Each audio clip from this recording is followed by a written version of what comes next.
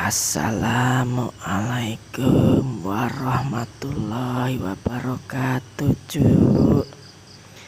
Jumpa lagi bersama Mbah Warno.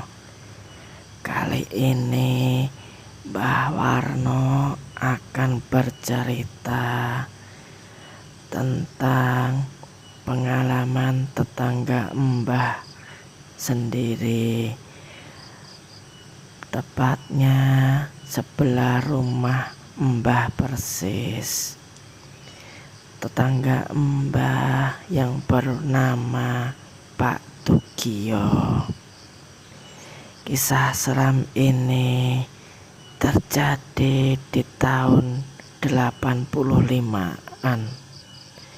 Di saat itu Pak Tugio sedang merantau di Kabupaten Kendal, bertempat tinggal di Kecamatan Sukorejo. Pak Tugio berprofesi sebagai tukang bakso keliling. Pak Tugio waktu itu anaknya masih kecil-kecil.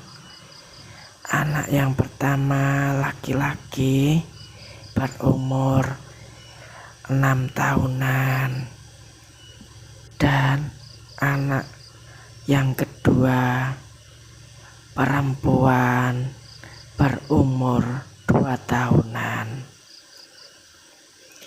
Pak Tugio setiap hari berkeliling dari Kecamatan Sukorejo sampai ke Kecamatan Pageruyung.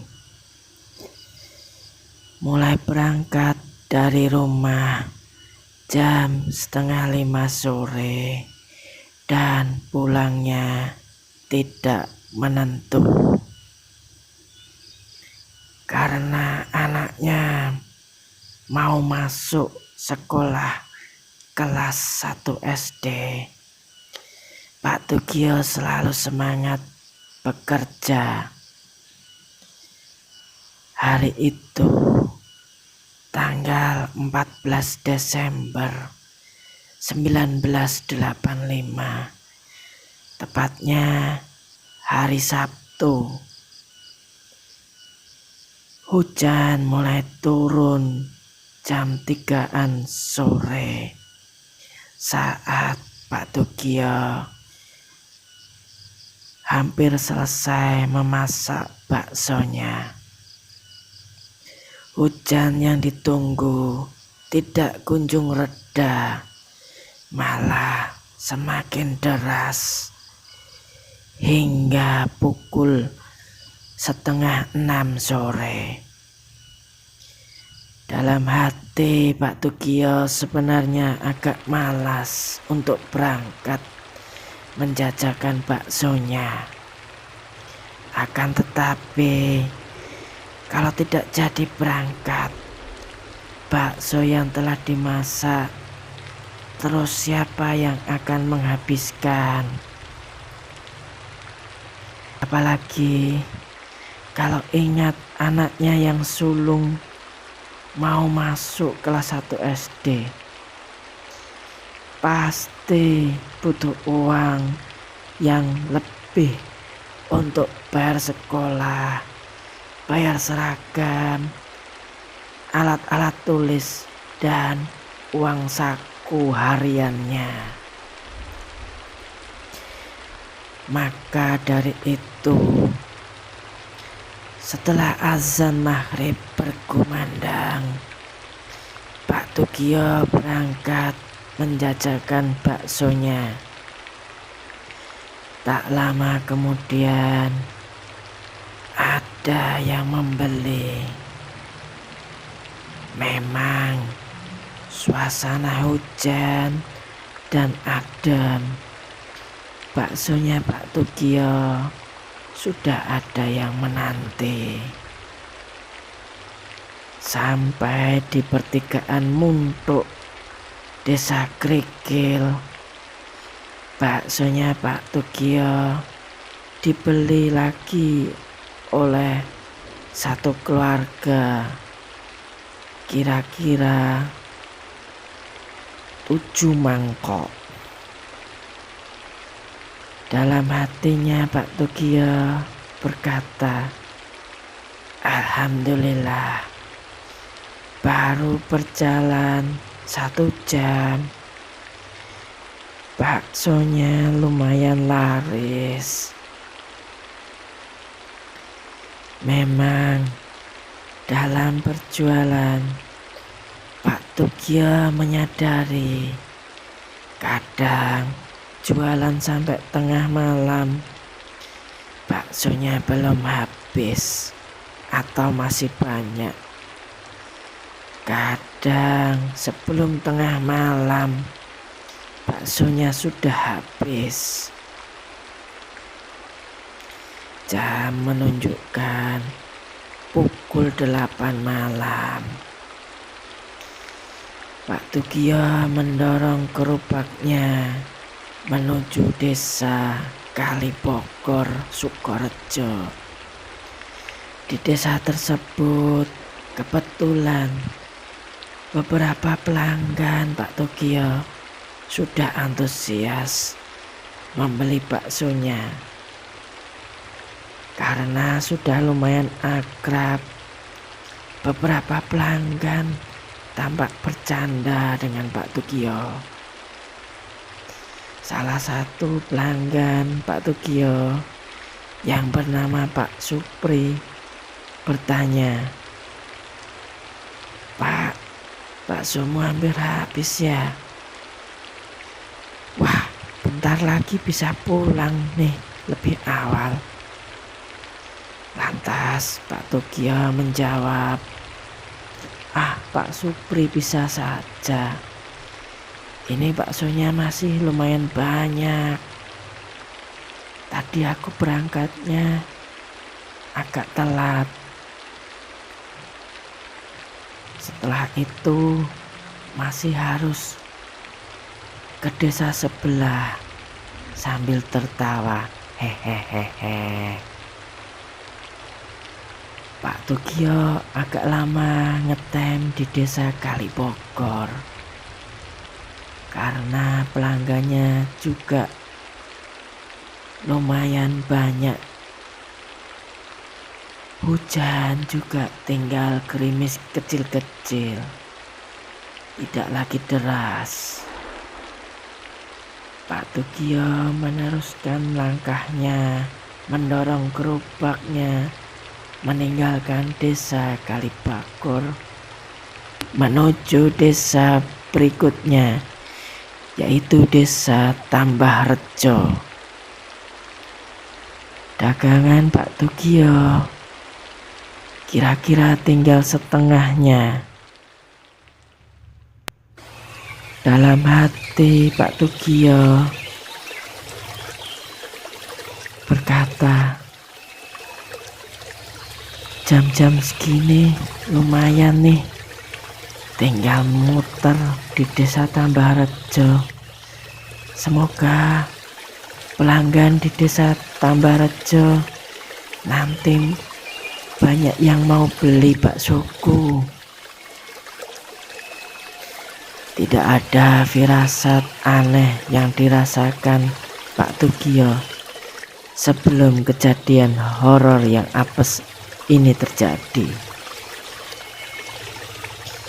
Malam itu hawa dingin menyelimuti sepanjang perjalanan Pak Tugio. Namun Pak Tugio tidak memperdulikan. Sepanjang perjalanan Pak Tugio sudah berangan-angan kalau hari ini habis dagangannya. Begitu sampai rumah, langsung dihitung berapa hasilnya bersama sang istri. Dipilah-pilah mana untuk modal besok, mana untuk belanja kebutuhan sehari-hari, dan mana yang untuk ditabung. Jam menunjukkan pukul setengah 11 malam. Dengan menahan kantuknya, Pak Tugio mendorong gerobaknya menuju desa Tambahrejo.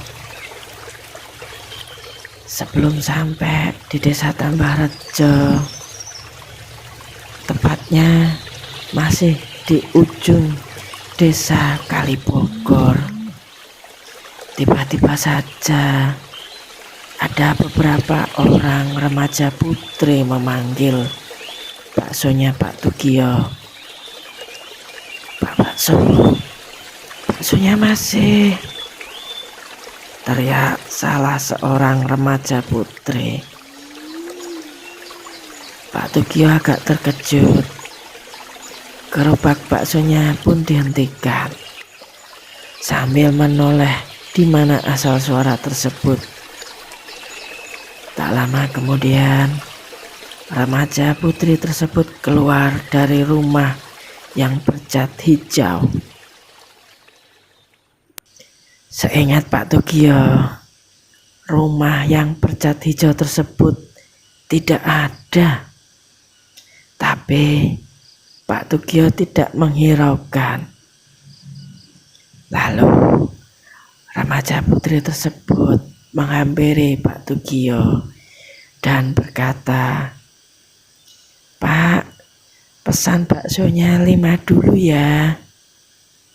"Oke," jawab Pak Tugio.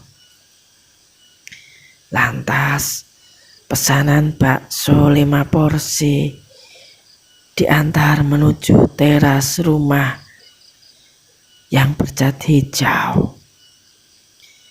Dan Pak Tugio kembali menuju di gerobak baksonya. Sambil menunggu, Pak Tugio menghidupkan radionya dan mendengarkan acara wayang kulit kesukaannya. Tiba-tiba salah seorang remaja putri tersebut ngomong pada Pak Tugio, "Pak, nambah 3 lagi baksonya." Dan Pak Tugio segera menyajikan baksonya. Lalu bakso diantarkan lagi ke teras rumah hijau tersebut. Lantas Pak Tugio memunguti mangkok dan sendok kotor bekas baksonya. Sambil menunggu, Pak Tugio mencuci beberapa mangkok dan sendok kotor tadi. Lalu remaja putri tersebut kembali menghampiri Pak Tugio untuk memesan tambahan 3 mangkok bakso lagi. Dalam hati Pak Tugio terheran. Kok remaja putri ini punya selera makan yang luar biasa.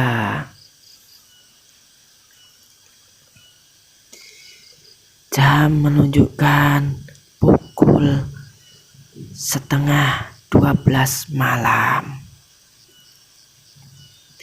Setelah selesai melayani pesanan bakso remaja putri tersebut, lantas salah seorang remaja putri itu bertanya pada Pak Tugio, "Pak, tadi baksonya habis berapa?"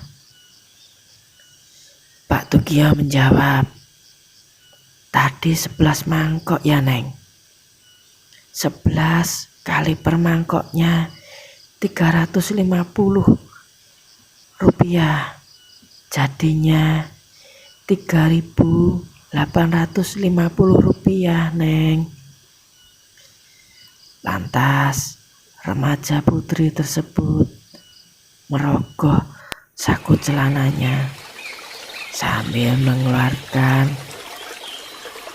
uang pecahan 1.000 rupiah sebanyak 4 lembar diberikan pada Pak Tugio. Sambil tersenyum, Pak Tugio memberikan uang kembaliannya. "Makasih ya, Neng." Lalu Pak Tugio segera menghampiri gerobaknya dan berniat meneruskan perjalanannya. Tiba-tiba kejadian yang tidak disangka-sangka atau diduga-duga. Rumah yang bercat hijau sudah tidak ada lagi, mendadak hilang. Pak Tugio terbengong karena dia menyadari gerobaknya berada di atas nisan sebuah tempat pemakaman umum. Tak berselang lama, gerobaknya terjatuh dan dagangan baksonya tumpah semua. Kaca di gerobaknya pecah semua dan roda sebelah kiri juga patah. Pak Tugio lari terbirit-birit menuju rumah terdekat dan penghuni tersebut membukakan pintu, kemudian menyuruh Pak Tugio untuk tenang sebentar. Pak Tugio menceritakan kejadian yang barusan yang dialaminya. Setelah beberapa lama, Pak Tugio meminta untuk ditemani dan meminjam beberapa peralatan pertukangan untuk memperbaiki roda gerobaknya yang patah. Kira-kira butuh waktu 30 menitan untuk memperbaiki roda gerobaknya. Setelah selesai diperbaiki, Pak Tugio berterima kasih pada pemilik rumah yang dekat bulan tadi dan berpamitan untuk pulang. Dalam hatinya Pak Tugio berkata, nasib dasar lagi apes. Malam ini sungguh apes nasibku. Tak beberapa lama setelah itu sampai rumah, Pak Tugio menceritakan kejadian yang barusan dialami kepada istrinya.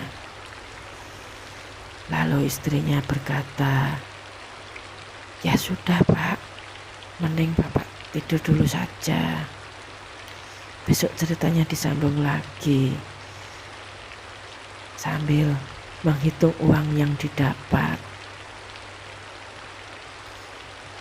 Keesokan harinya, Pak Tugio sambil menyeduh tehnya bercerita panjang lebar tentang kejadian semalam. Pak Tugio juga mengambil uang pendapatan tadi malam yang disimpan di laci gerobaknya. Pak Tugio terheran-heran, kok ada daun kering, daun pohon kamboja di antara uang-uang yang tersimpan di dalam gerobaknya. Pak Tugio lantas teringat, jangan-jangan daun kering sebanyak 4 lembar ini daun yang tadi malam untuk membayar baksoku ini. Pak Tugio lantas berkata pada istrinya dengan nada kesal, "Wah Bu, tadi malam benar-benar apes. Sudah gerobak rusak, sebagian mangkok pecah, dan kacanya gerobak juga pecah. Ini malah dibayar pakai daun kering. Kalau ketemu memedi itu lagi, aku akan akan menuntut ganti rugi. Dan ceritanya tamat. Nah, sekian cucuku cerita Mbah Warno pada episode ini. Jangan lupa Mbah Warno mengingatkan pada cucu-cucu sekalian untuk like, subscribe, dan komen di channel Nit Official.